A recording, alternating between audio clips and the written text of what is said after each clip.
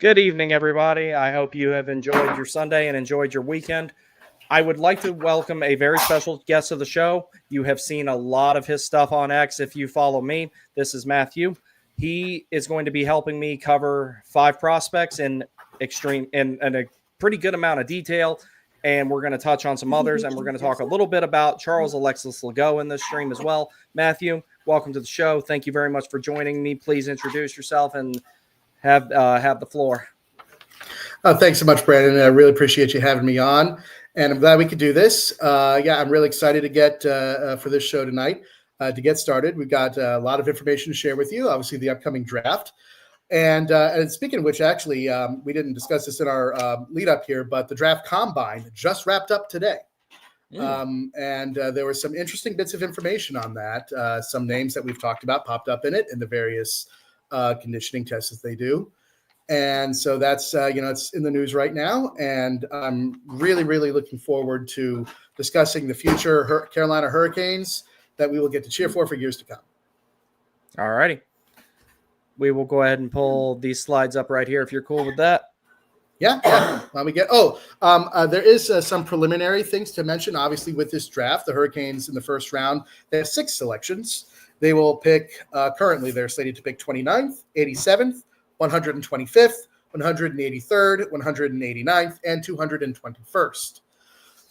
There is a high likelihood that the Hurricanes do not actually use their 29th pick, but trade back, or even possibly trade it to acquire another current player in the NHL. Obviously, if that happens, then some of the names that we mentioned here tonight may not get selected. Although if they trade back, honestly, they'll trade back into the second round. One of these names will still likely get selected that we mentioned. So even if the Hurricanes do trade back, this is a conversation worth having. Absolutely. All righty. So just having this up here, I forgot to list elite prospects in here today. There's a ton of stuff from elite prospects in here today. It's the vast majority of what we have in these slides here and everything like that. So as I go through these slides, Matthew is going to take the floor on most of them. Now, the one guy we're going to talk about extensively, he's the best, we've saved him for last, is Mason West. This is one person that me and Matthew unanimously agree, if he is available, the Hurricanes absolutely would benefit from it, and they need to draft this kid. He is incredibly good, but we will get to him. But we're going to go ahead and get started here. All yours, buddy. All righty. So let's start off with a bang, because what a better prospect to start off with than with the most polarizing prospect in this year's draft, which is the consensus by whoever you talk to. This player, Ivan Ryabkin, is wildly over the boards. He's been falling in most recent draft boards that I've seen, falling a lot actually. And but let's start with the tail of the tape here. As Elite Prospect says, Ryabkin is a violent center who can thread a needle and hammer a puck. His best elements are shooting, passing, and hitting. What more do you want? One-timers from the flank, quick-release dristers, and skill for in-tight decisions are his top-scoring tools, and he has the handling skill to create space for his shot off the rush. Ryabkin is a player that honestly was compared positively with both Matvei Michkov, and with Ivan Demidov of the last 2 drafts. I'd say he's a bit of a blend of the two, actually. He doesn't quite have the same maybe superstar potential that those two do, but he definitely has a good mix of the attributes that make them that make those players obviously the players that they are. And he can really do it all. It's above average in terms of the shooting, passing, and hitting. He is an incredibly violent player, and some of the tape that I've watched him, he's a maniac out there. I watched one where there's a goalie who froze the puck, and he was surrounded by all 5 of his opponents and the goaltender. And even like somewhat after the whistle, he is still jamming away at the goaltender's pads, trying to spear the puck into the net, surrounded by all 6 of his opponents. Absolute maniac out there. And of course, all 6 tried to, mob him, including the goaltender. It was a really great thing to watch here. So he is an agitator. He is a pest. He gets under the opponent's skin. And he's a great skater. His shot and passing are both NHL quality. I'd say both actually above NHL average. And so why is he falling so much in draft boards? Well, there is a reason. So if you want to flip over to the attributes that I put down here, we talked about his pros. Now, obviously, some of the issues here is his attitude and work ethic have been questioned. Maybe not so much his work ethic, but definitely his attitude, both on and off the ice.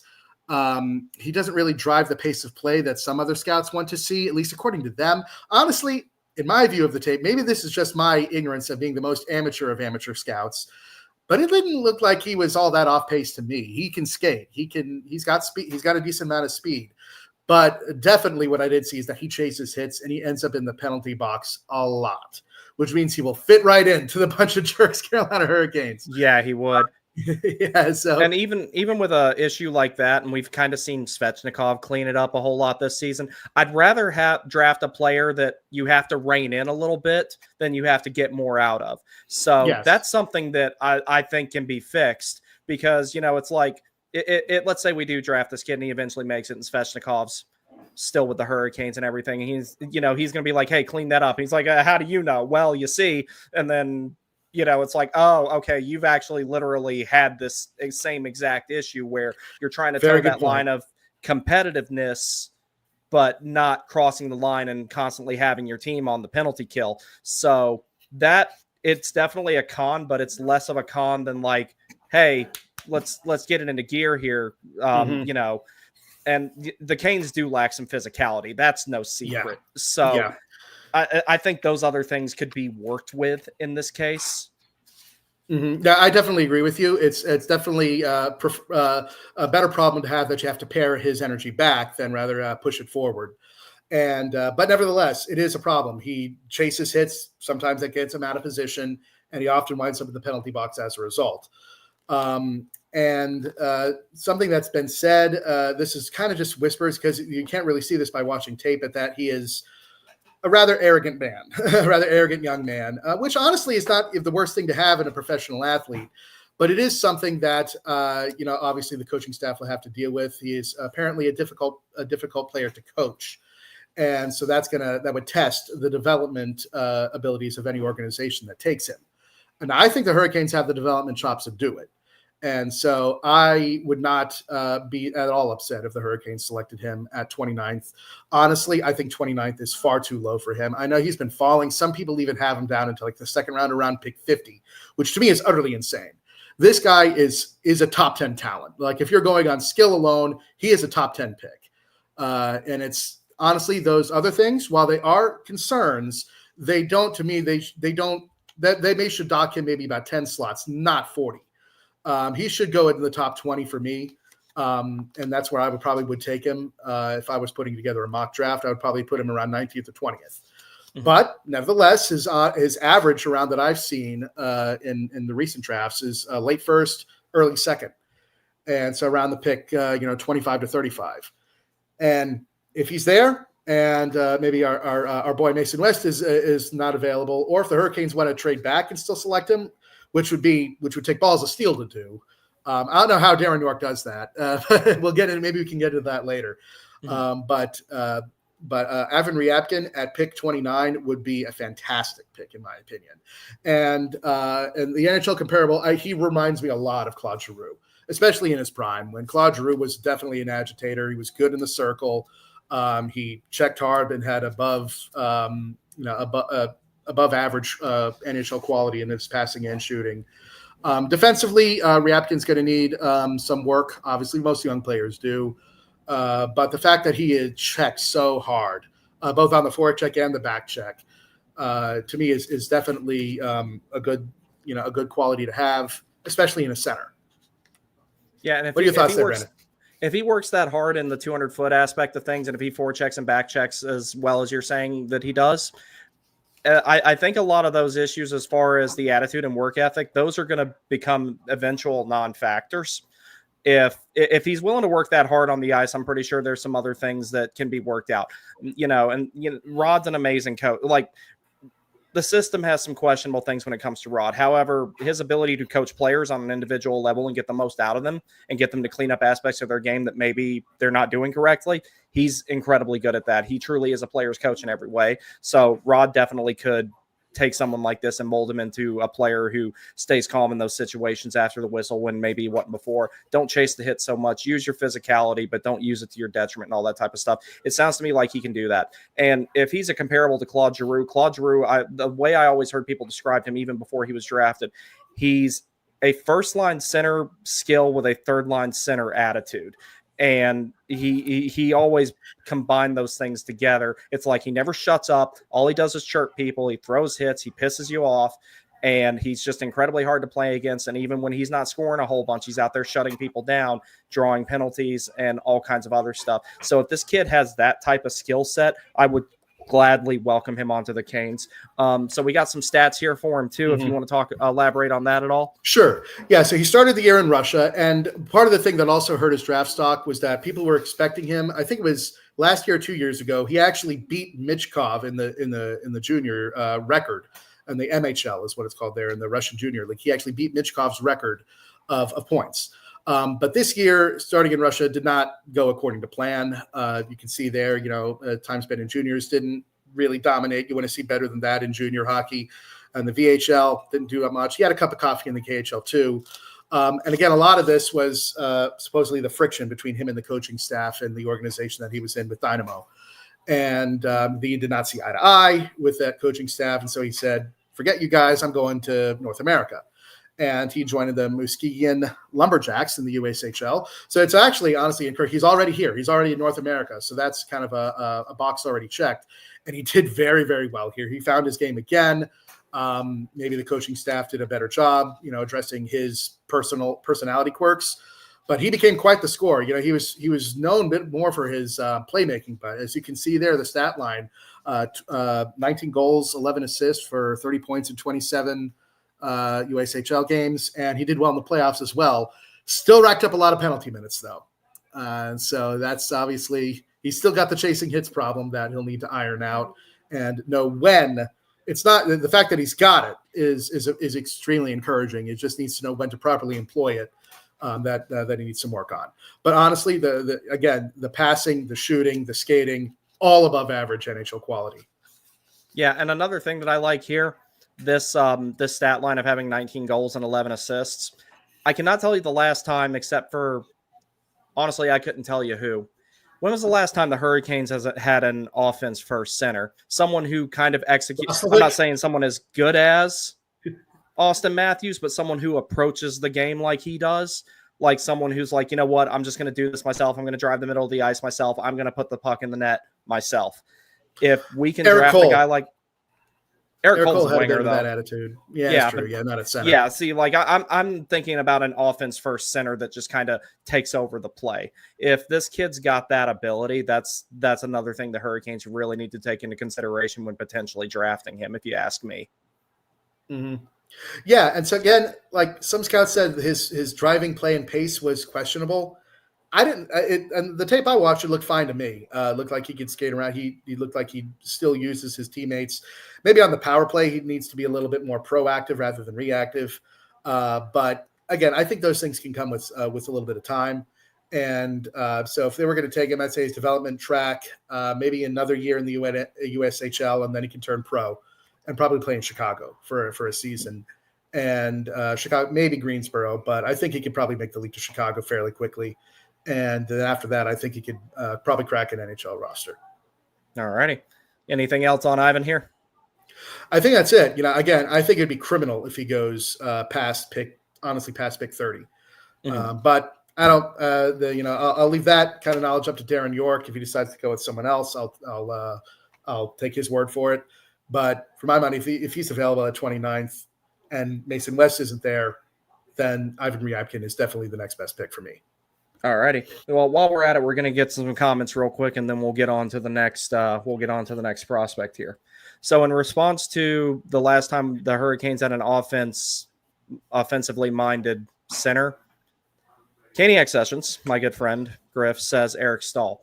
I don't think of Eric Stahl personally as a pure offense first center. Maybe at the beginning of his maybe career, at the beginning. Yeah. And I think he developed the other two-way aspects of his game from there, because I do remember the first couple of seasons, he was very selfish and sometimes to his detriment. Mm-hmm. It's still like the last player to get 100 points in a season. Yeah, we really need that in the future. Cavery says, I just want to get a center with the potential to replace Aho. Our center draft has been lacking since. That's true.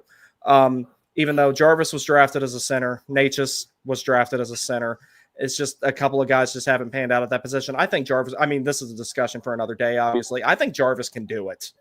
I know he's a little small, but he's got everything else in his toolkit to do it. Everything that concerned Rod with putting Necas at center doesn't apply to Jarvis. That's true.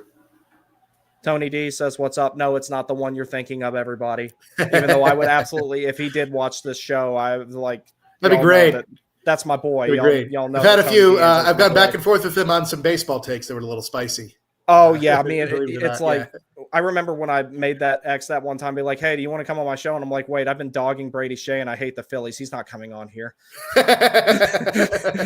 Av Clark says, "I hope we get a stud of a center. It doesn't have to be great out the door, but molded." Yes, and that's the guys we're profiling today fit that perfectly. That's the thing, is that especially in this draft, there are so many centers. We should take at least two, but there are so many really, really good center icemen in this draft.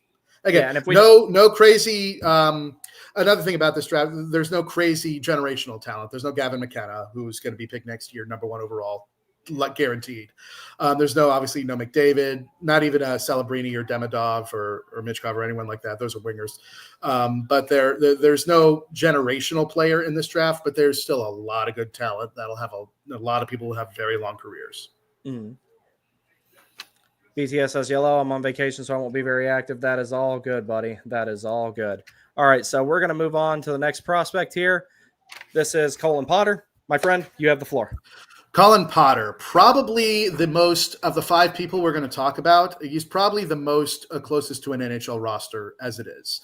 Honestly, he probably won't be available at 29th. In my opinion, he could really go top 20.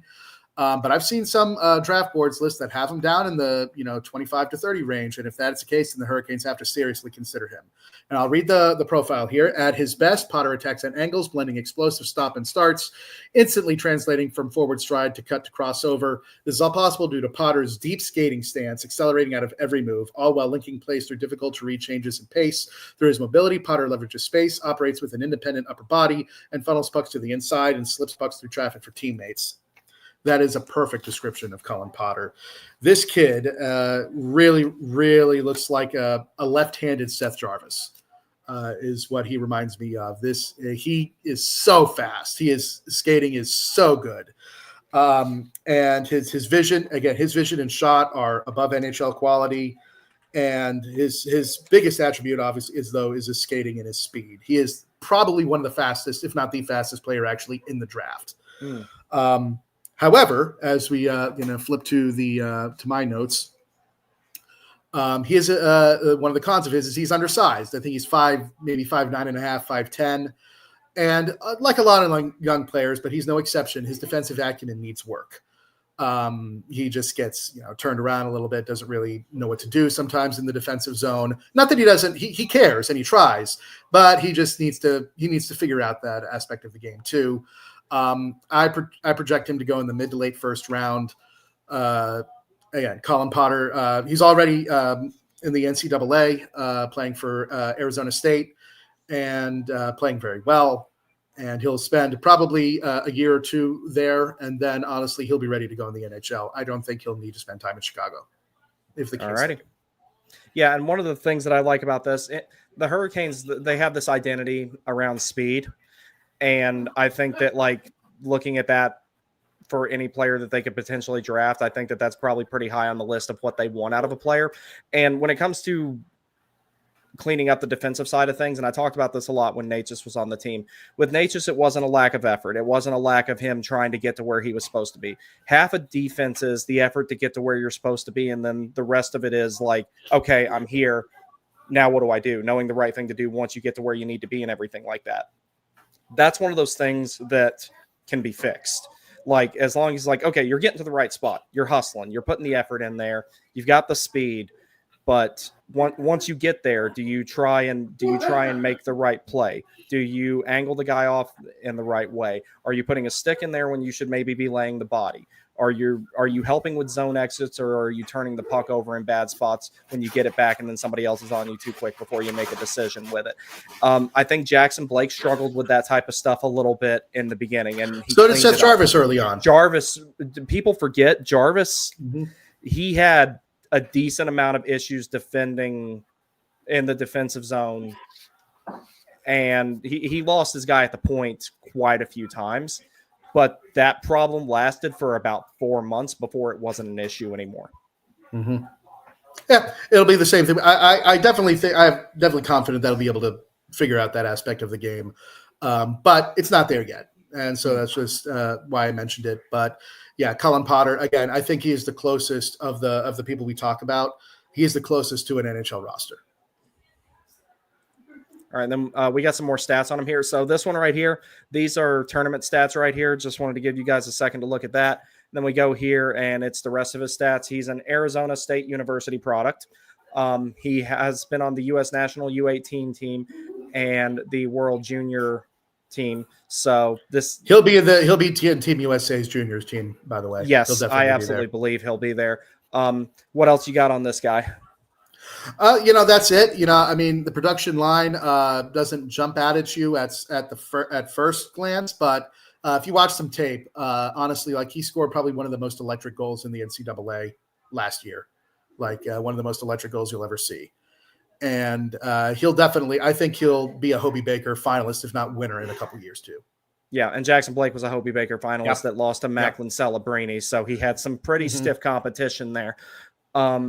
All righty, and you don't have anything else on him? That's about it for Potter. And I could hear now. I mean, like he'd be so on brand for the Hurricanes to take him as a very skilled, fast but undersized forward. So I mean, like we've got a lot of those, and so why not get another one? Well, he's only 18 though. It's like I grew until I was 25. He could grow a little bit. So I think that there's he can clock out at 6'1" potentially. Like there's still the possibility of that because I grew late. Like when I joined the Navy, I was 5'4" when I was 18, and now I'm 5'11". So like it can happen. I'm the exception, not the rule, but it can happen. It could. All righty, Milton Gastrin. He is a player that I've seen a lot of mock drafts have the Hurricanes selecting at 29th, probably more than actually anyone else. And I have to say that this profile really sums it up. The advanced habits and play driving abilities down the middle have been a consistent factor across every level Gastrin has played. He has a positive effect in every zone, whether it's through offering passing options for his defensemen on breakouts, transporting the puck in transition, working give and goes, creating space for his wingers off the rush, or winning pucks and facilitating others.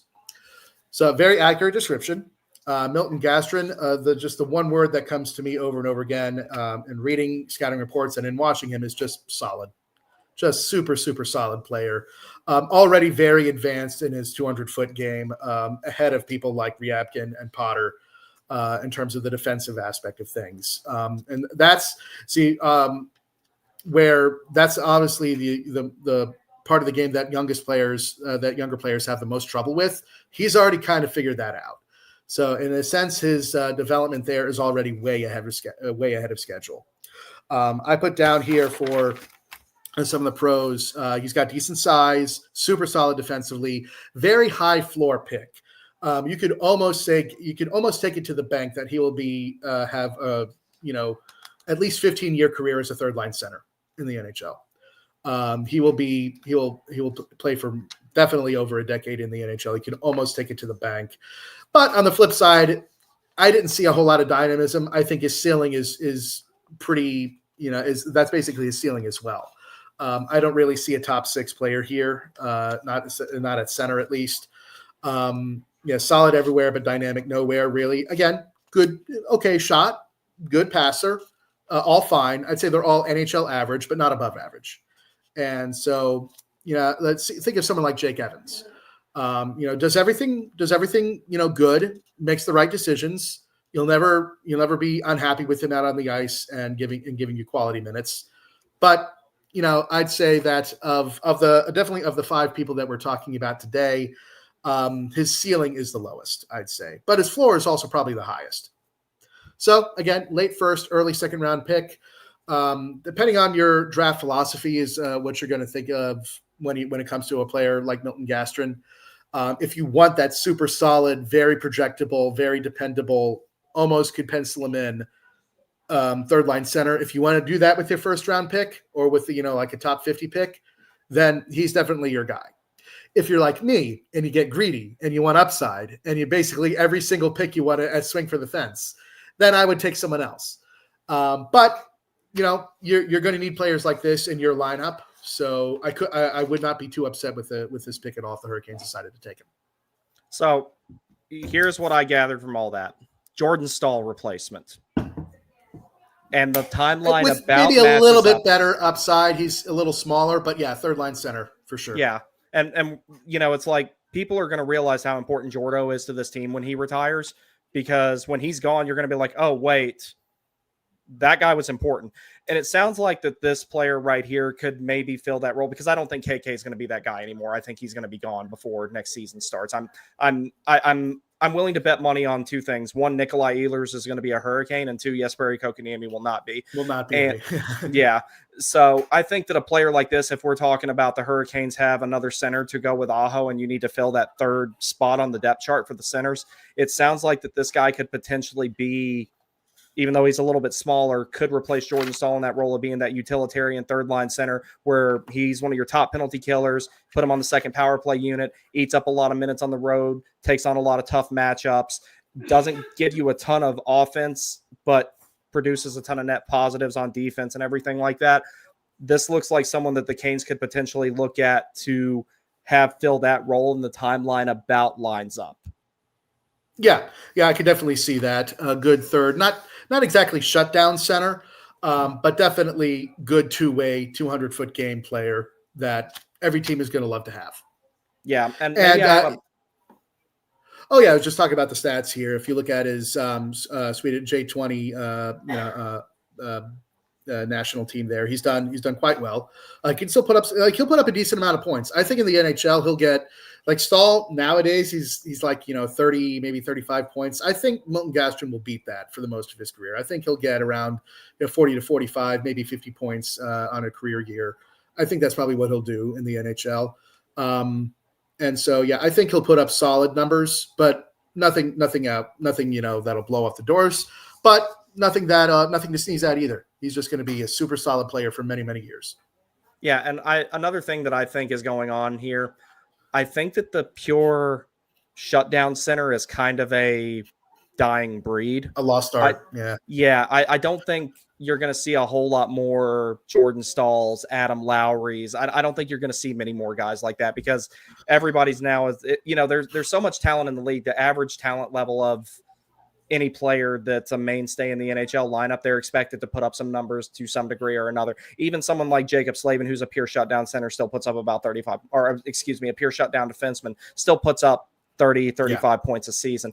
And I think that that's the direction that the league is going, is you're looking for scoring by community. Even if you do have a superstar like McDavid or Matthews or somebody like that, you're still looking to get more offense out of your lineup depth as a whole. Yeah, you need depth, you need scoring depth and everything like that. Mm-hmm. So I think that this guy would slot into Jordo's spot potentially and be someone who fits the new dynamic and the changing landscape and provides the necessary offense. Because, once upon a time, you didn't care if your bottom 6 centers produced a whole lot of offense. Now that's a requirement. Right. So potentially maybe this kid fits into that dynamic. Hey, you're taking Jordo's spot and you're doing it in the way that 2028 and beyond is going to require. Mm-hmm. Another thing, and what I've seen from watching other people talk about him, other more dedicated scouts than me, is that he is a Rod Brind'Amour, like perfect Rod Brind'Amour prototypical player through and through. Like Rod Brind'Amour would absolutely love this kid, and everything he brings to the table is everything Rod Brind'Amour wants out of his players. So that's also something that Darren Yorke is definitely going to be on his mind. Someone who can really work well with the coach and fit the system and fit the philosophy of Rod Brind'Amour, for better or worse. Whatever you think about that, that's definitely increases the likelihood of this being the pick if the Canes do take him. If the Canes do pick at 29th. And, it's like if we're going to lean into the Rod Brindamore philosophy, I'd rather them draft players that will fit what he wants them to do than be antithetical to it.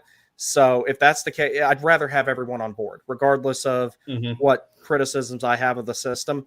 I'd rather everyone be on the same page, because if you're not on the same page, everything's going to fall apart. Everybody's got to be a cog in the machine. And it sounds like that this Milton Gastrin here is one of those guys that can jump in, and not on day one clearly, but in a pretty short amount of time, adapt to the system, play the way that Rod wants him to, and be on board with everything that he wants him to do. And he's more valuable that way than, you can have the most talented player in the world, i.e. Nate, just come in, and talent doesn't necessarily mean good fit, but it sounds like this kid, he's a good fit, and what you see is what you get with him based on what you're telling me.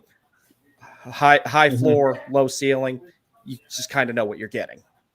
Yep. And he'll probably be on a Sweden's World Junior roster as well. Probably, again, I could almost say he's probably going to be the third line center there, and he'll probably do well. And I'd say probably he'll spend one more year in Sweden, then come to North America, probably play 1 year in the AHL, and then be ready. Okay. So really, it's a pretty quick development track for him as well. We'll keep maybe 2 years in the AHL, but he'll probably get a call up in the second year of professional hockey, if not a full-time spot. Did you have anything else on Milton Gastrin? No, that was about it. And now for some fun here with Alexander Zhuravsky. Oh boy, this guy. I'll just go ahead and start with the profile. With Zhuravsky, the selling point is a pure, unadulterated skill that is impossible to teach. He's manipulative, deceptive, and always dangerous with the puck on his stick and in the offensive zone. This guy is fun to watch. If you're drafting on pure fun factor, Zhuravsky is your guy. He can dangle for days. And I know if you remember, because he was also in the Hurricanes development staff for a little bit too. But Sergei Samsonov, yes, if you remember that player, he reminds me a lot of Samsonov. I love Sergei Samsonov. Yeah, and he would do that. He could do things with the stick that you would not believe. He could just absolute sick mitts, dangle for a solid 15 seconds in the offensive zone, just make people miss and miss and miss and miss and miss, and then turn it over. I remember some of the stuff that Sergei. There's some of the stuff I remember seeing Sergei Samsonov do, and I'm like, I can't do that on the PlayStation. How does he do that? It was absolutely utterly ridiculous. And he's got that ability. And as if we flip to my notes, you could almost when I had originally set it up, is I put pros comparable to Martin Necas, cons comparable to Martin Necas. That's fair. Yeah, and he even wears 88. So it's absolutely. If we want to give Martin Necas maybe another go, another kind of Martin Necas player, then this could be the guy. However, not that Necas would never do this, but one thing that kind of stood out to me is maybe a little bit of a difference is that he does seem a little bit more willing to forecheck. At least Necas had to grow into that. He had to be kind of maybe forced to do it a little bit more than he would have otherwise liked. Zhuravsky already does. He already kind of gets in on the forecheck. He likes to be a bit of a puck hound in the offensive zone, which is good to see. Again, Signets dangle for days. So much fun to watch. But boy, and again, also like Nate, he just gets lost defensively. He just again, I wouldn't say that he's completely not trying, but he just doesn't know what to do. More often than not, he has no idea of where to go. Also, he played on a bad team in a bad league. His team in Russian juniors was nothing really to write home about, and that whole league, that division that he was playing in, was also really bad. And you can almost say he feasted in the tape I've watched. He's fun, definitely. But you'll also notice, boy, what are these people defending him? What are they doing? I can't skate to save my life, and I could do it better. I could, be a little bit more of a traffic cone than what these people are doing. He's just skating circles around them over and over and stick handling through their legs, moving around them. They barely lay a glove on him. It's just, golly, does someone there give a damn to try to stop this kid? Apparently not. And as we take a look at his stats, Yeah, the NHL. Look at those numbers. That's the kind of production you want to see, though, in Russian Junior. To be happy with, like he objectively had a far better year in Russia than Ryabkin did. Ryabkin rediscovered his game in North America, but if you look at that there, I mean, those numbers kind of speak for themselves. He hasn't, played, I don't think, higher than the NHL yet. He probably will, though. He'll probably at least be in the VHL next year, and probably play a few KHL games as well. And my projection for him is early to mid second round. I could definitely see him being more towards the middle of around pick 50, because again, the question mark of playing on a bad team in a bad league is gonna be a little bit of cloud over him. But the talent is undeniable. If you just watch him alone and he was the only one on the ice, you could definitely see it. And quite often, the way other his opponents tried to defend him, it was like he was the only one on the ice. And so he'd definitely be fun. He'd be a treat to watch. No matter whatever team he lands is going to be. He's going to both make them cheer about making the most insane, sick play, and then he's also going to do the most idiotic turnover and lead to a 2-on-0 going the other way, and they'll make you pull your hair out. So, if that's the kind of player you want, if that's something that interests you, then Chirovsky is your guy. Yeah, I feel like you were just talking about Martin Necas all over again. I really do, because there was some stuff. The guy was an entry machine. If he went in with the pockets, he's either going to gain the zone and get it lead to the top of the faceoff dot and make a really good play, or he's going to cough it up at the blue line and it's going to be a 3-on-1 the other way or something like that.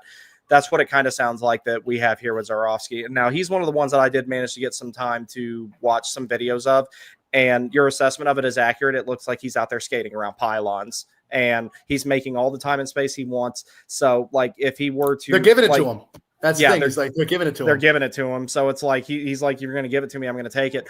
I do really like his edge work. His punch turns are really good. His crossovers are really tight and everything like that. He's not an extensive long stride skater. He likes the short strides and the quick changes of direction, it looks like to me, as far as the skating goes and everything like that. Yeah, it's more agile than fast. Yeah. He's more about the maneuverability than the speed. Straightaway speed, he actually doesn't have a ton of it from what I can see.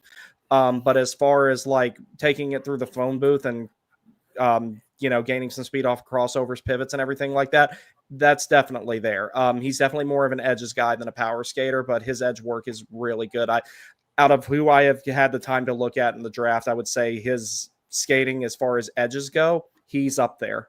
If you ask me, if you're just isolating that one particular skill set. Yeah.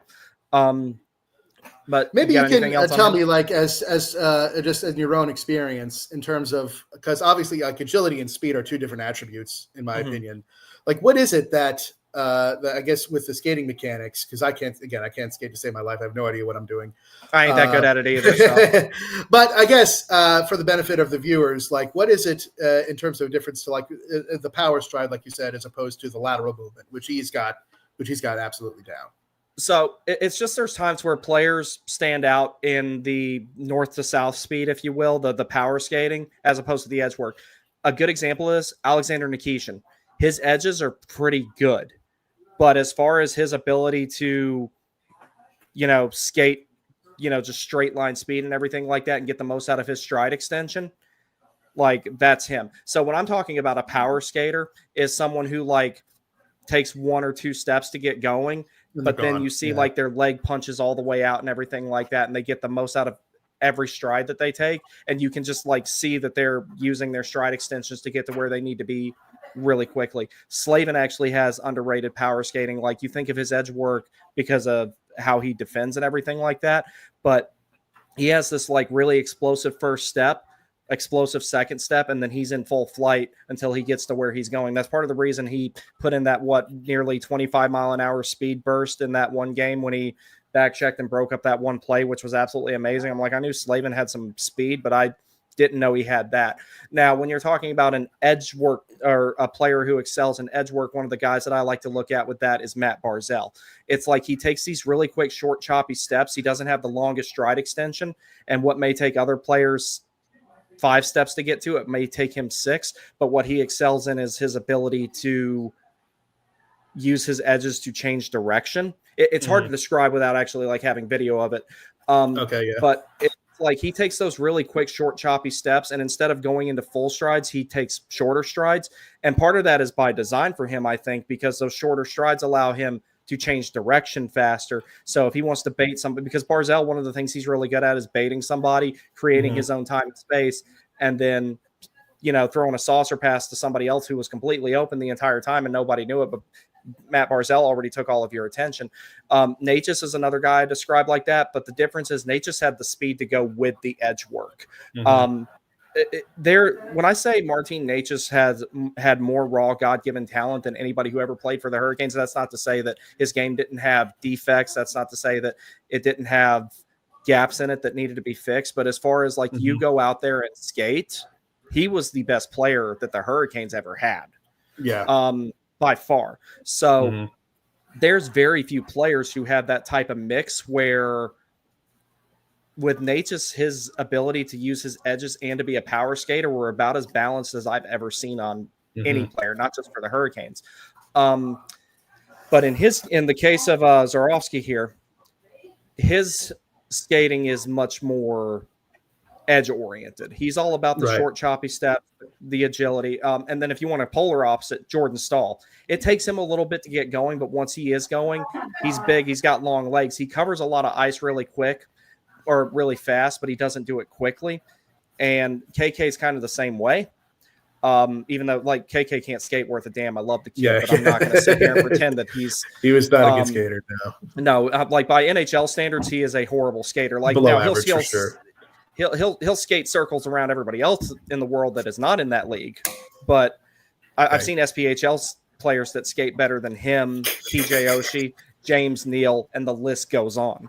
But other things get you here. In his case, I think his edge work will be really good. So if he can mend that disconnect with his hands and his brain and not have those bad turnovers, I think he'll have a pretty good career himself.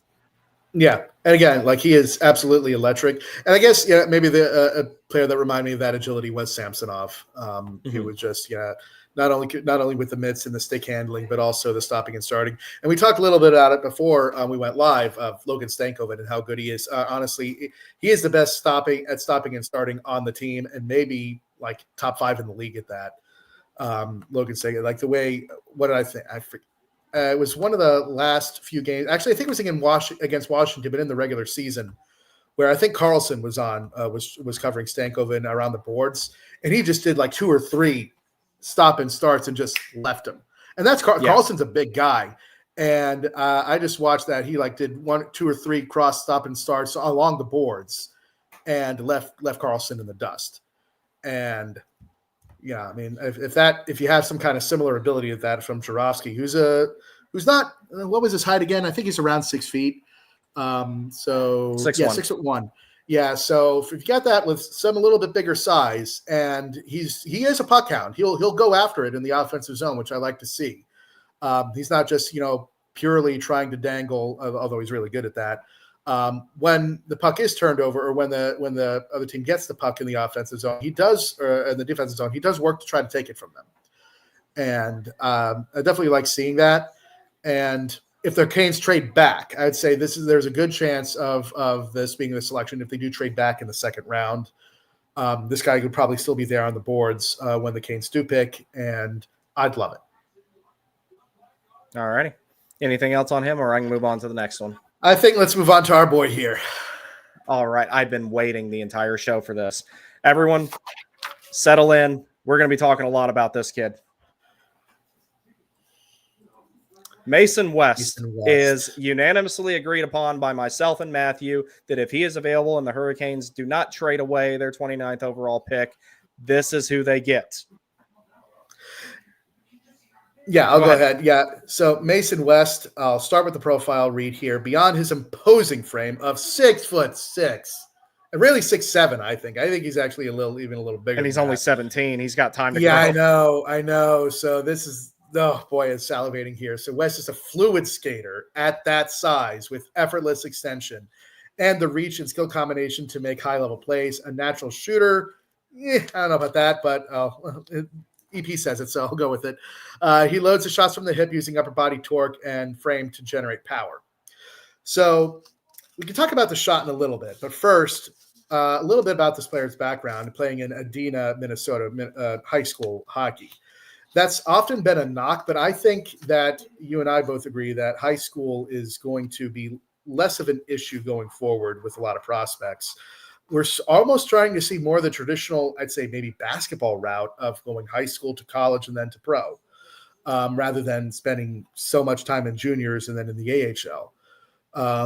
So I actually think that there's a good chance of that here, although he is going to play in the USHL next year for Fargo before he goes to the NCAA. But also, Mason West was recruited as a quarterback, as a football quarterback, and to play D1 football for several different colleges. And he is fully committed to hockey, there was a question about that. That was where his draft stock was wildly, up and down because people weren't certain whether or not he was fully committed to playing hockey as his professional career rather than pursuing football. But now he has officially stated that he is committed to playing ice hockey, and but his skills as a quarterback are very, very evident in what he does on the ice. He is so cerebral. He is so incredibly smart. He is always scanning. His head is up on a swivel all the time on both ends. And on both ends of the ice, offensively and defensively, his head is on a swivel so he can find his teammates and to know and to see what his opponent's going to do and shut it down. He is, I think, has the potential to be elite 200-foot center. It's going to take some time. He's going to need some time in the oven to cook here. Like I said, my development track for him, he's going to play for the USHL and Fargo for one more season. He'll probably need at least 2 years in the NCAA. But after that, I think he could be ready for an NHL team. And by the way, that 1 year after draft, 1 year in the USHL, 2 years in NCAA. Do you know who else? And then in the Hurricanes lineup, do you know who else had that development track? Off the top of my head, no. Jackson Blake. You know what? You're right. I don't know why I didn't think of that. It's late and I've been up since like 5 That's all right. And so I see a very similar development track. Obviously, this is a bit of a different player than Jackson Blake. But, I mean, this is everything that we need as an organization. And we're not sacrificing on the player talent either. So, again, Cullen Potter, Ivan Ryabkin, they may be closer to cracking an NHL lineup. But I think the runway is the term I've been hearing a lot in regard to Mason West. The runway of Mason West is probably longer. That just means room to grow and develop and improve is probably longer for him than anyone else. And he already has you can't teach 6'6". I'm sorry. And the reach that provides you and the cerebral, the brain, the hockey IQ, which he gets from, which a lot of that is the transfer over from his football skills as a quarterback. That is something that no one else in the draft has. And as a similar, although I think he's got even more potential than this player, someone who had a similar development track, though, that I mentioned this before we went live, was Anders Lee. Anders Lee actually played high school football as a quarterback in Minnesota. So there's kind of a lot of eerie similarities here between him and Anders Lee, and just in their own personal backgrounds. But he's a right-handed center. He played wing, I think, at the USHL. He played center in high school. I think he can be center. I mean, at that size, at that kind of at that kind of brain, I think he's easily got the chops to be center in the NHL. And his skating would be above average for the average height player. But the fact that he is that good a skater at his size is very, very rare. And so now the EP, I guess I may have a bit of a disagreement with them there. His shot right now is a little bit of a muffin. I mean, occasionally he fires off a good one, but it's very inconsistent. It needs some work. But I think now that he's fully committed to hockey, I think he's got the time and the ability to work on it. He also needs to learn how to use his frame. I think, like you said, I think he's still growing. I actually think he's still getting used to this frame, which is why I think he needs to learn to use it more. I watched an interview of him where he said, though, that that is something that he was going to work on, and that the coaching staff that he was with in Fargo has already kind of said, how to use your body to create leverage. And so he mentioned that in an interview. So that was already good to see. He knows where he needs to improve. So still draft boards were still a little bit, I guess, sleeping on it, although less and less. I've been as the weeks have gone by, as we approach the draft, especially after he announced he was committed to hockey, he has been climbing. At first, he was around like pick 50 through 70. Now he's around like 35, and where his average is on the draft boards. And I would take him in the first round. I would do it. If Darren York wants to have balls of steel and trade back and still get him, that would be even better.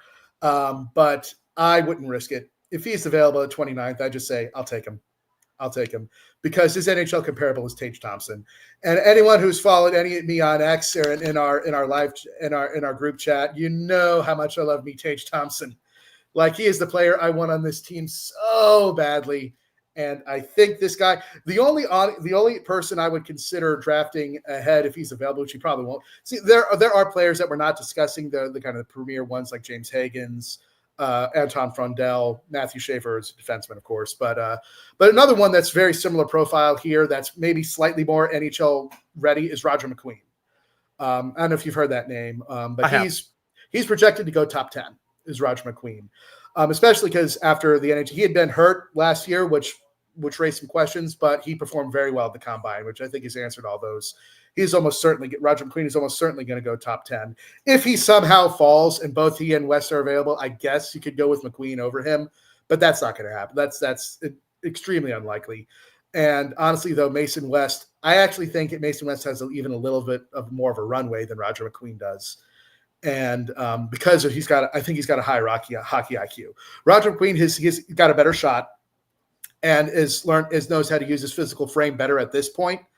But I think both of those are definitely can be improved and will improve with Mason West. And it would take some doing, but I think as long as the Hurricanes are patient with him, if they draft him, he will be a top 6 center and possibly number 1. And he will just be everything that this organization could use, and then some. And there's some Rabkin talk in the chat. In the chat? Yeah. It's actually one of my best friends in the whole world right there. Yeah, I mean, bringing him up again, but I mean, Ryabkin is got all the talent in the world. He's a top 10 talent who has slipped for, frankly, non-ice related reasons. And it depends on how much those bother you. If you're the kind of organization that wants nothing to do with them, then you won't take them. If you're like me and you want to bet on upside no matter what, you'll take it. Honestly, if it was between him and Ryabkin at 29th and they were going to pick one of them, that's pretty close. That is a pretty close I'd pick. still go with I'd West. still go with West, but Yeah. it would be worth considering though. And maybe praying that other people like just really hate Ryabkin because of the off-ice issues, and that maybe you could trade up in the second round if he's available or something like that to get both West and Ryabkin. That would be sick. great, and we'd be set up for the future for a while. Oh yeah. So like I said, I want 2 centers out of this draft, at least 2. And I think a goalie too, maybe. That's second on the priority list as far as I'm concerned. Is like the Canes are kind of thin at that position with like. When you look at the goalie prospect pool, you're like, okay, we've got a few, but are any of them going to make it? You know, maybe Perez. Kazayev. Yeah, maybe Kazayev. No. But Yana Perez ain't going to make it. No, he got absolutely shelled, and it's pretty apparent that he's not going to. That he's an AHL goalie now. Spencer Martin's going overseas to play. Kochetkov, there's a million question marks around him, unfortunately, and I thought that this was going to be the season he really took the step. So I definitely agree with you that goaltending is the priority after centers. So if they come out of this draft with 2 centers, 2 goalies, and then I can care less about everything else. There's a 6'8" goalie in the draft, by the way. There is? There. Yeah. He's probably he plays in the queue. He plays in the queue. I bet you I've got him on one of the other slides here if you included him in the notes. I didn't actually. Okay. But there is a 6'8". I was looking at him. I was like, he'd be. He wouldn't be the first 6'8" goaltender in the NHL. But he's still like having like the mountain that saves, as it were. Yeah. Like a small Game of Thrones reference there, but he's 6'8" goaltender. I've actually never watched that. It's on my broken leg list. Honestly, and maybe that's a little bit of a controversial take. You don't really need to. I mean, it's the first couple seasons were really great. After that, it tailed off. Frankly. Okay. Yeah, a lot of shows do that. That's part of the reason I don't get into a ton of TV shows. But back to Mason West here. This guy, ever since you told me about him that one day in the chat, I have actually watched a ton of video on him and did a ton of reading on him. This is the only prospect I'm kind of as informed on as you are. I definitely see, and we can see this with other players that have played multiple sports. For example, Jacob Slavin also played baseball. You can see that hand-eye coordination in his poke checking ability. So and just when the SWAT pucks out of the air, like I don't know how it's like no one else does that. Yeah, he's like making sacrifice bunts. Yeah, that's what it reminds me of, is like making a bunt. So when you tell me that Mason West, and I see this in his game too, and you quantified it in a way I couldn't figure out how to say, when you're talking about how he uses his football quarterback skills to great effect on the ice, it's kind of the same thing. You're talking, okay, so snap, you get the ball. Okay, my line's collapsing. I got to come out of the pocket, and I got to find someone to throw this ball to and make a play. He does kind of the same thing as a hockey player. Okay, I've made myself time and space. I'm not going to have it forever. Head up, constantly looking around. Bam, it's on somebody else's stick. Totally free and clear, plenty of open ice, makes it himself. So I definitely see that correlation with that playmaking ability with what he learned as a quarterback. I absolutely see that. That is spot on. His skating for his size, I'm not trying to make a direct comparison before anybody gets mad at me, but one of the reasons that Eric Lindros was so coveted, no one had ever seen his size skate that well. That is a big thing now that, like, okay, we're drafting these, or, you know, these really big kids coming in and playing now. And a lot of times it's like you associate somebody who's 6'5", 6'6", so on and so forth with not being able to skate, i.e. Matt Rempe. But it seems like the way that they're training these kids to skate now, where it's more about using their core as opposed to like being all the way hunched over and in the gorilla poses they called it when I was a kid. That's not happening so much now. It's like you look at the way that Jack Eichel skates, who's a pretty big guy. It's almost like he falls into his stride, and then it looks almost effortless when he transitions into a full stride. I see a lot of similarities in Mason West's skating mechanics. Additionally, I agree with you that like the shot velocity with him is there when it comes to Mason West. I think the shot velocity is there, but it needs to improve because he either really gets a hold of it or it's just not a good shot. Whiffer. There's no in between. It's like he lets something go at 90 miles an hour, or it's Brett Pesce. There's no So I think consistency is what he needs in his shot. Yeah, so he's got the strength. I think it's the mechanics when it comes to the shooting that he has to work on. There's something off in his shooting mechanic that he needs to fix. Some little quirk that he's doing that he's got to fix. Yeah. One other thing I noticed with it, he shoots really well when he has a lot of time, because I think that's what he's got going on. He's like, okay, I've got time. He takes the time to actually load up the shot. He gets all of it, and he has time to apply what he does do well in his shooting mechanics. It seems to me like when he's under pressure and he has to get a shot away real quick, it's when the muffins happen. So I think that just comes down to repetition and practice. And like you talked about, he's committed to hockey now, so football is going to be kind of off the table. That's that much more time he can refine the other parts of his game that he needs. Defensively, I think he's got a really bright future there too. Yeah. So when we're talking the Tage Thompson comparison, I think that is absolutely fair in due time. So everybody, this is me and Matthew's unanimous agreement of who the Hurricanes should draft at 29th overall. If this does happen, be patient. He will probably take longer than the other four players we covered. But the payoff with this player, I think, can be ridiculous. If you want a center that could potentially be on the depth chart above Sebastian Aho from this draft, this is him. Just don't expect to see him for, let's see, it's going to be 3 years at now. least. At least three. At least I three. would say Probably 4. Yeah, I think 4. He's playing in a good program in Fargo. I think after he develops some more, this is one of those kids that I can see really taking the jump, like you were talking about with Jackson Blake, and not having to spend a day in the minors. I could see him doing that. Yeah, and another thing with playing a year, he's already had a couple. He already had, I think, 10 games in the USHL, where he played very well. So that's the thing that worries a lot of people with the high school, because high school competition is so swingy. It's definitely a lower level. But the fact that he did make the jump to USHL and played well in the 10 games he was there is encouraging. And someone, I don't know if you may remember from last draft, that I think it was our friends at Caniac Report who really want us to take, was Dean Letourneau. Yeah. Who has had a very similar profile to Mason West in terms of his size and playing center. But he only played high school. There was no one else, there was no other league to look at. And he made the jump right to the NCAA, and it hasn't gone well. Mm-hmm. So I think that the fact that he will spend another year in Fargo at the USHL before he makes the jump to college hockey, I think is going to do him a world of good. He's going to be able to refine those aspects of this game that he will not, because in NCAA, you kind of have to have some of this down first, because you're not going to have enough time because the season is so short. You're not going to have as much time to fix some mechanical issues. Whereas I think a year in the USHL, he'll have time to fix those problems, and then the sky's the limit. Yes. And I really do think the sky is the limit. He could be Tage Thompson level good. It'll take time. It'll take development resources, but the runway is so long for this player. And, often the draft philosophy is, don't draft towards organizational need, just take the best player available.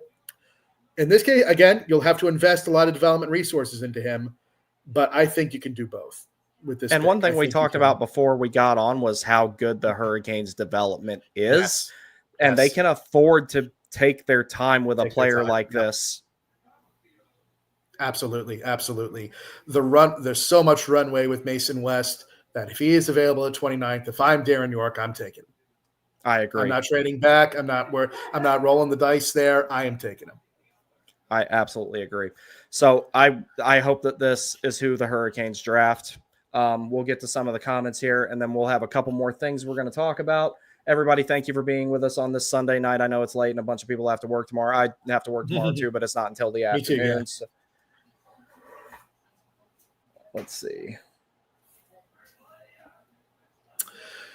Yeah, he's a name I saw. I honestly didn't have him on my list of other players that we'll mention tonight. But I have heard about him. Don't know a ton about him though. Mm-hmm. But I saw his name. A lot of these players that were in the queue, to me, like the QMJHL is, it's basically the only players I want to take out of there are forwards. Refresh me. I think is Sasha Bohemian. He is a forward, right? Pretty sure. I'll tell you in 2 seconds. Yeah, just double check on Elite Prospects. I know that there's some other decent players that are going to come out of the queue. Caleb Desnoyers. He's a defenseman. He's a defenseman. Yeah, I thought he might have been. I don't like to taking defensemen out of the queue. That league is so offensive focused. The forwards are good. The defending is bad for the most part. There's not a ton of physicality in it either. Yeah. Dundon said he wasn't going to draft a defenseman in the first round when he bought the team, and so far that's held true. It's the Hurricanes have not drafted a defenseman in the first round since Dundon. There's almost no point. There's almost no point in drafting a defenseman in the first round unless you know you're going to get like an absolute winner like Schaefer. Schaefer is the pretty consensus number one pick in this draft. Matthew Schaefer, defenseman. He can kind of do it all. He can almost like Nikishin, honestly. He might be that kind of level of good. And the fact that he's going to be in our division kind of pisses me off because the New York Islanders got so lucky. They pulled what we did with when we moved up, all those spots. Svechnikov. Yeah, they won the lottery and moved up like 12 spots. Of course they did. At least it wasn't the Rangers. Or the Devils somehow. Devils, yeah. But still, I know that's made the playoffs and they wouldn't be a factor anyway. I just want to emphasize I don't like the Jersey Devils. or their Twitterazzi frankly. Oh God, If you want some brain dead hockey takes, go look. Nothing at against my boy Devil's Joint. I know you watch most of these shows. You're always my boy.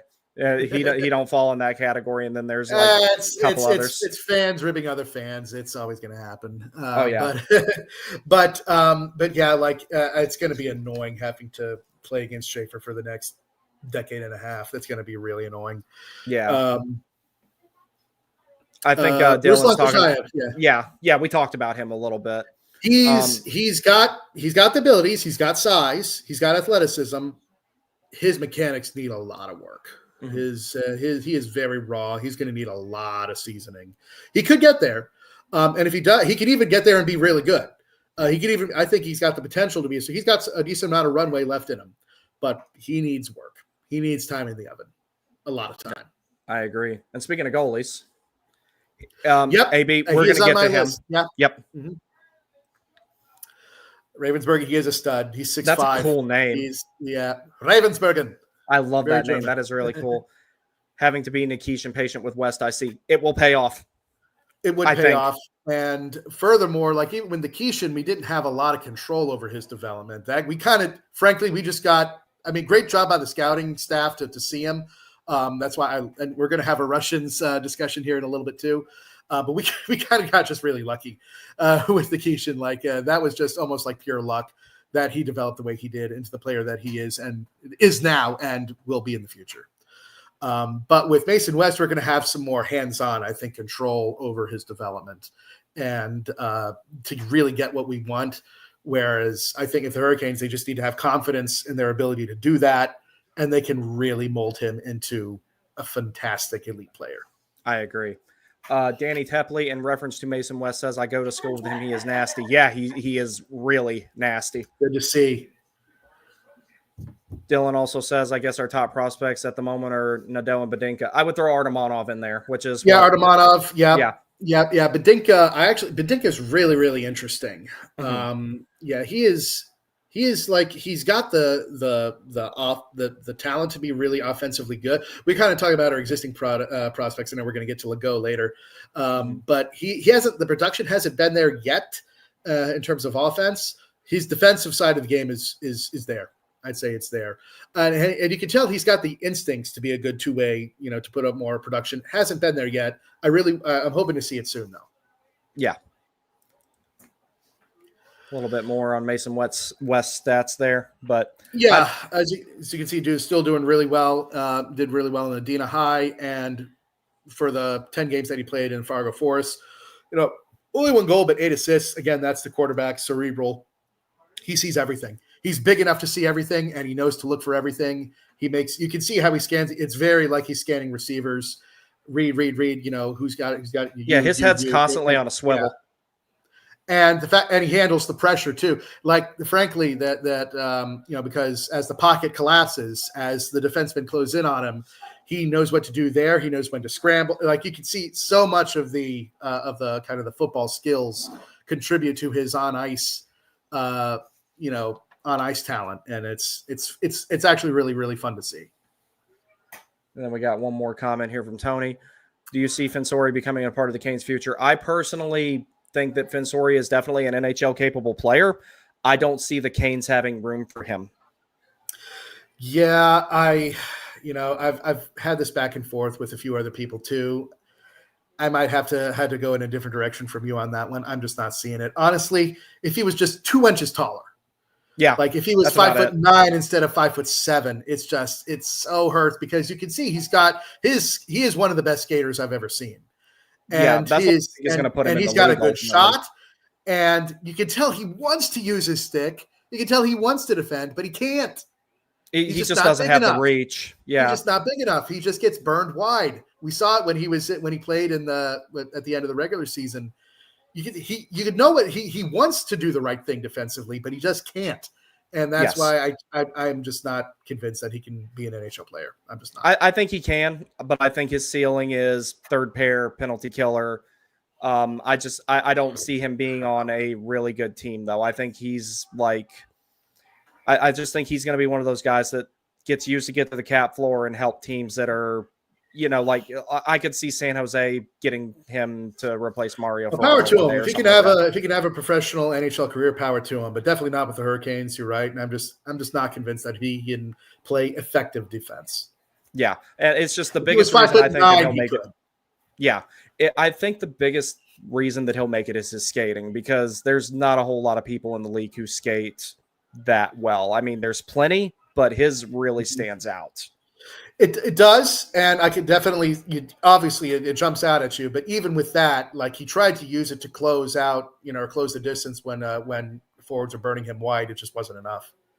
Like it still just wasn't enough. He just didn't have the reach and the ability to get to where he needed to get. I don't know. You can talk about him more if we want, but yeah, it's a shame. But what are you going to do? Yeah, I think he's a good player. I hope he makes it, but it won't be with the Canes. Mhm. Let's see. All righty. So, floor is yours again. You talk about real all quick. these guys. Yeah, and there's a lot more you could put up here. Like we were talking about before we went live. This draft is incredibly deep and incredibly wide in terms of the talent. Honestly, the talent and ability level between pick 10 and like pick 70 is very, very close.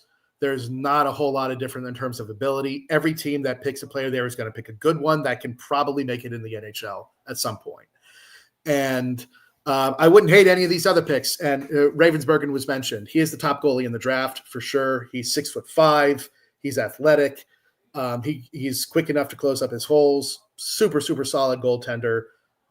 He would instantly be the number one goaltending prospect if he was in our system. And although goalies take a while to develop, he could probably make his NHL debut at age like 21. I'd say maybe in 2 or 3 years. He'll at least make an NHL appearance, I'd say. Jack Murtagh is another pretty big center. I think he's 6'4". He's the left-handed center, and I prefer a right one. But he's a pretty good player too. I've actually seen a few mock drafts with us taking him, and wouldn't upset me at all. He's a puck hound. He's got a really good shot. Really good center iceman there. Left-handed, which we've got a lot of those, but couldn't complain with him at all. Riker Lee's a bit smaller, very fast, very agile, good center there. He might project more as wing in the NHL, but again, be really, really nice. He's a pretty dynamic player too. Cole Reshny, speaking of dynamic, Cole Reshny puts up a lot of points, and he's on the wing, but very, very dynamic offensively as well. Shane Vansagi, another very violent player, very violent, throws thunderous hits. He had an incredible showing at the Combine.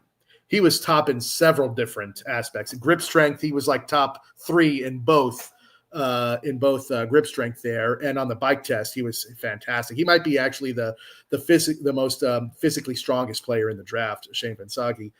Vakov Nestrashel, Slavic player, winger, another really physical guy, really good shot. Cole McKinney, again, he's maybe a bit further down the line if the Hurricanes trade back, but he'd be a pretty good pickup. William Horkoff, also big center. Again, there's a ton of really, really decent sized centers in this draft. So I really, really want to get at least two big centers, and I think they're there to be had. Horkoff is going to play in the NCAA. William Cole, he's fallen a lot in a lot of drafts. He and I actually might fall into the 3rd round, but I think he'd be a good pickup too. Jacob Vosniak, a Swede, good, solid scoring winger there too. So all of these players at 29th, I would not hate. I prefer these other 5 people ahead of them, but I'm not Darren York, so they can see a lot more things that I don't. And if they take one of these players over one of my guys, then I'll defer to their expertise. Is Vaclav Nestrashel related to Andre Nestrashel? I don't think so. Because I was wondering if that would come up. I saw that name and I thought of Andre Nestrashel immediately. Yeah, what did you think of his? I guess real brief. What did you think of his career as a Hurricane? I think it wasn't so bad, but It wasn't the best time to play for the Hurricanes when he played for him. So it's he was a bit wasted on us. Yeah, that was a horrible time to be named Andre Nestrashel, Victor Rask, or Jeff Skinner for that matter. Right. But he was he had a good he and Jordan Staal had some chemistry together for a while. I remember. They did. But of course, that was under the previous coach, who we do not speak his name. Yeah, that was back when like the highlight of that era was the TSA line. The TSA, I remember that. Yeah. Oh God, it was so Oh, bad. Aho and Teravainen. Yeah. That's how fun. bad the Canes used to be. Uh-huh. Yeah. Now, as far as I know, he's not related.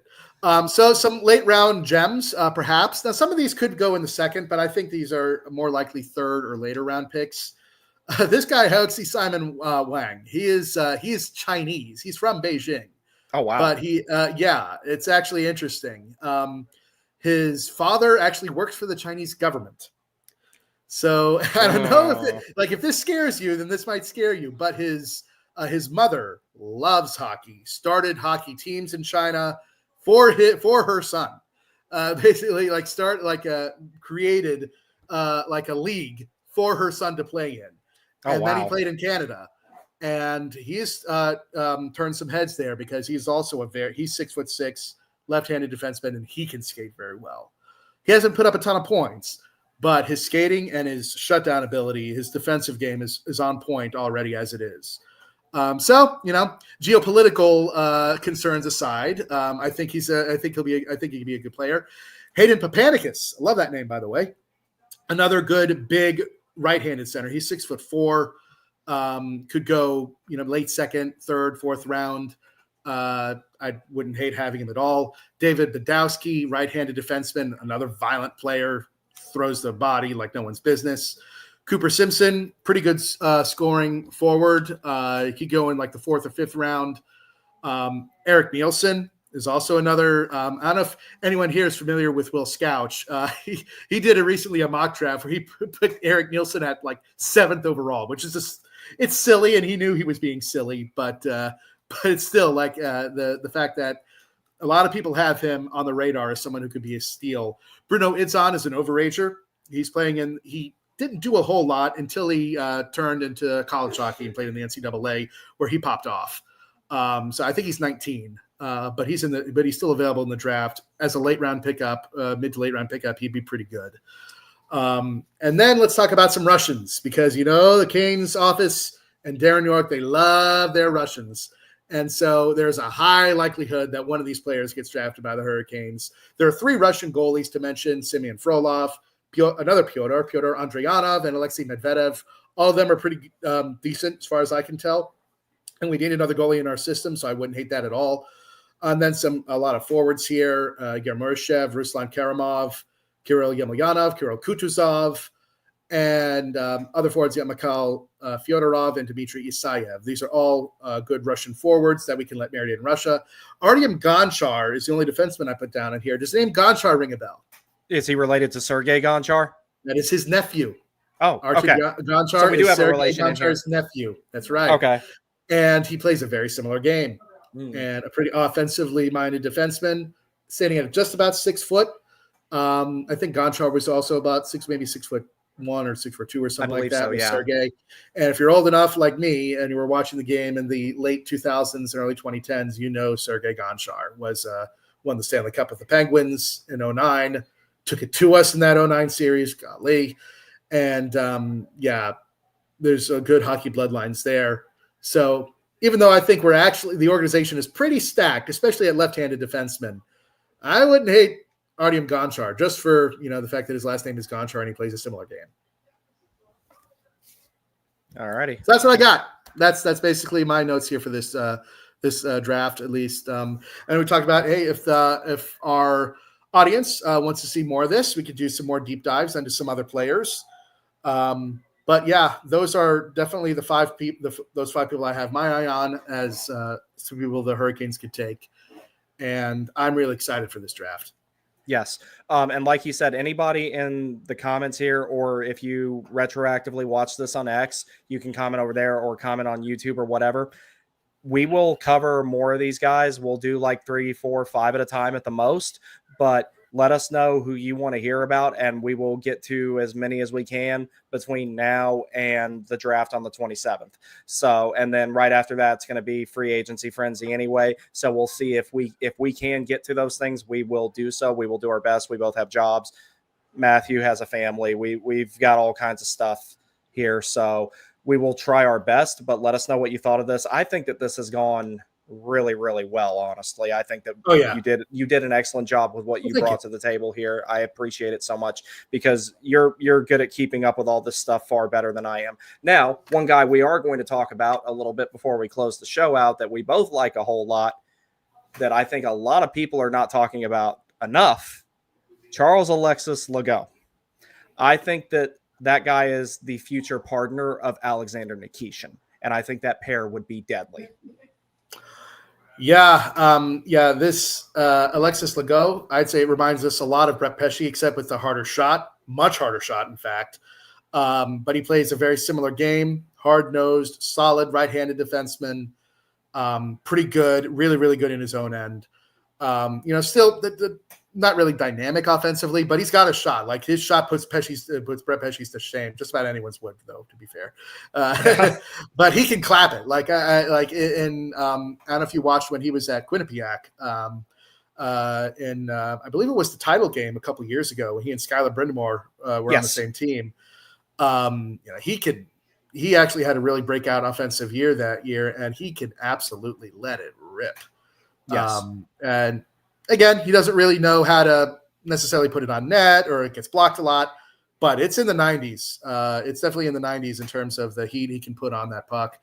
And he is very physical. He's willing to drop the gloves. He doesn't take any BS from anyone else on the ice. I mean, he fought McCarron in the preseason. Yeah. He is absolutely a good kind of old school, almost hard-nosed defenseman who can skate pretty well, who knows how to lay the body. Just a good, solid over-round defenseman that could easily be, your, second or third pair right-handed defenseman, I think, in the NHL. I think that's what he'll turn into.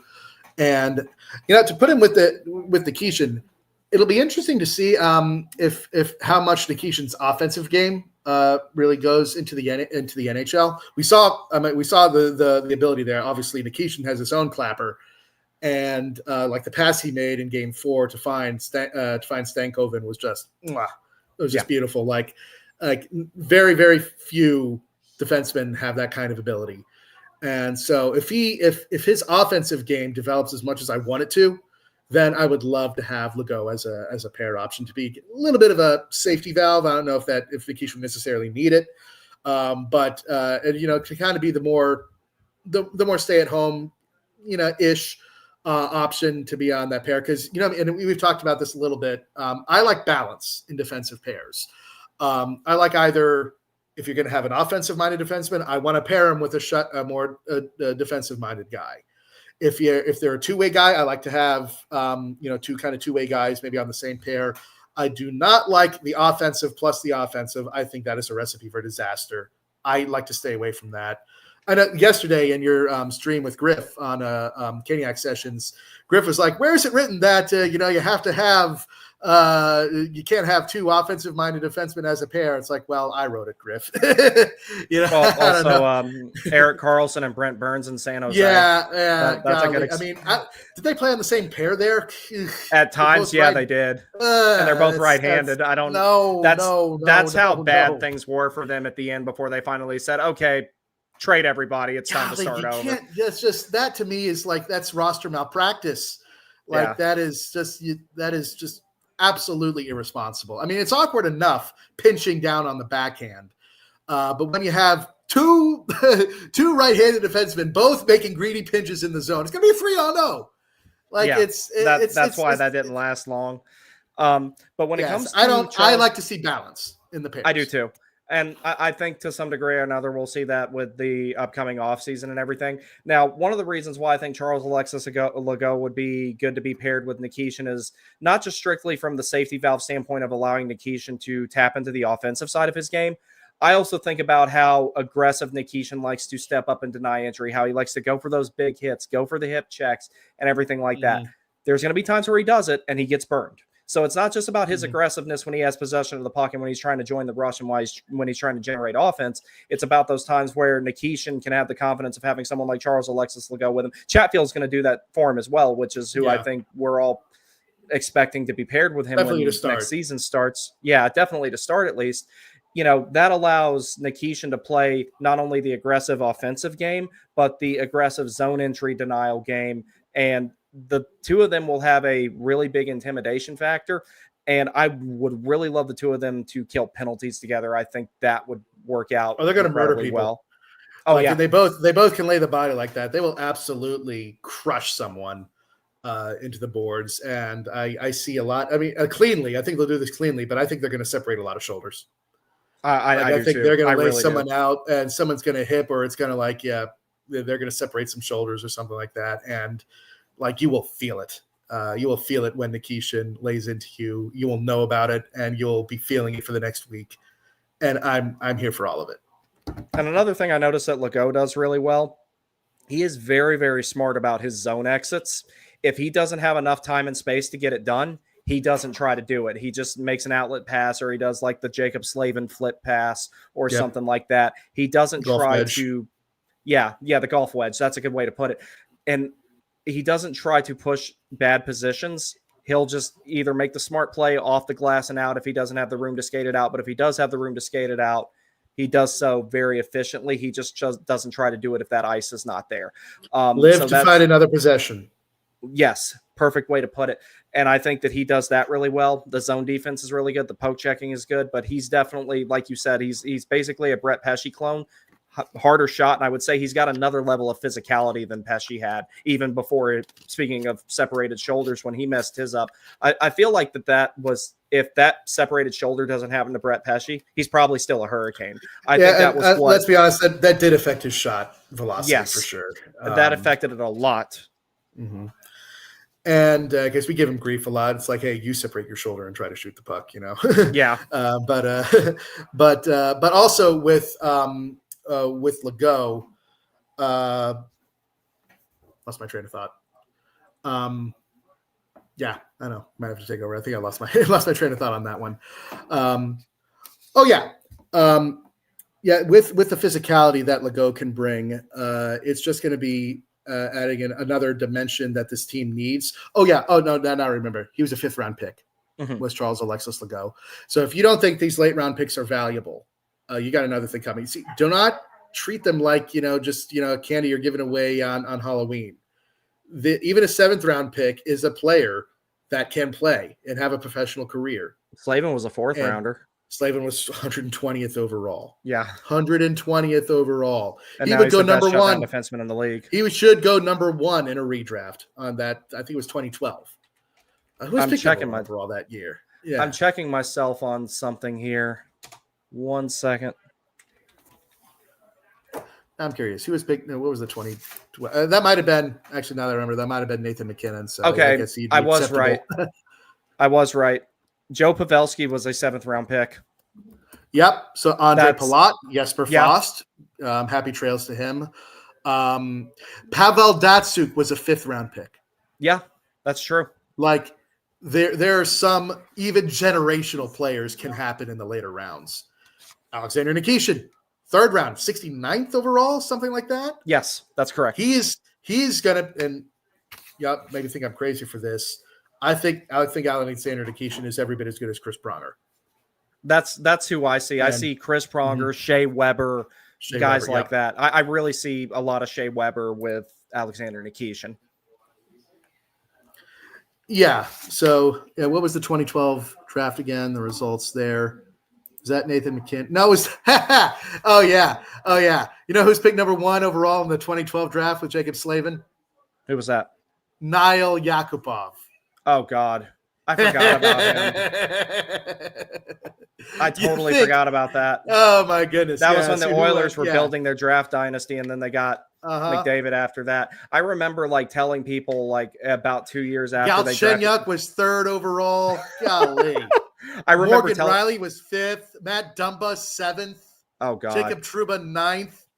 I remember telling people 2 years after that happened, or maybe it was about 3. I remember telling people, I'm like, guys, I think Taylor Hall's a better player than Nail Yakupov, and now he's a Hurricane. So it's like, yep. And scroll all the way down here to 120, and you will find Jacob Slavin. There is no one remotely close. That is amazing. In the 1st round. No one remotely close. Brady Shea was picked 28th. in the first round of 2012. Yeah, Yeah, I like there's Shea. no one remotely close. I like to Shea. I Jacob's just got to plays keep the ability. joke going. Yeah, All right, yeah. Matthew, this has been fun. Yes, have it had has. I've sorry. Go ahead. I've had a whole lot of fun with this, but it Oh, yeah, is it's been a getting late. blast. But we are going to do this again. Everybody in the comments, please let us know who you'd like for us to talk about next. Cavery, there is something I am putting together with Charles Alexis Legault that's much better than a deep dive. Just give me a few weeks. That trust me, that's coming. I'm looking forward to it then. If you liked the video I made about Nikishin, the one that I made a couple of years ago when he was still in the K, one like that is being worked on for Charles Alexis Legault right now. It's just, it takes me forever to do those because I basically watch like 6 or 7 hours of footage repeatedly to make a 10 to 15 minute video. I'm the same way with like the Slavin ones that I made. I'm very meticulous about that one. Like the one I made about Aho, comparing him to Brenda Moore. That was the first video of that kind that I made. It took me like 4 months because I felt like every draft of it I made, I re-recorded so much of that because I'm like, no, damn it, that's not what I wanted to do. And eventually I finally got it to where it came out. And I'm like, okay, maybe I'll get lucky and this will get 1,000 views. And now it's at 12 almost. So, all right, everybody, I think we're going to call it a night. Matthew, thank you very much for joining me, man. Thank you this so has much been for having an absolute me. blast. Yes, this has been fun. We will most certainly be fun. doing this again in the near future. Everybody, please follow Matthew over on X at what's your ad again? Matthew PAO Matthew Powell 1. Okay, because you and I have been following each other for so long. I just know you as Matthew now. Like it's yeah. But yes, please go follow him over on X. If you follow me, you have seen his comments. Like you've scrolled across him at some point or another. Everybody, have a good night. And within the next couple of days or so, I'll be back on here, and Matthew and I will devise our next stream sometime in the near future where we will talk about similar subject matter to what we covered tonight. Thank you again. Y'all have a good night.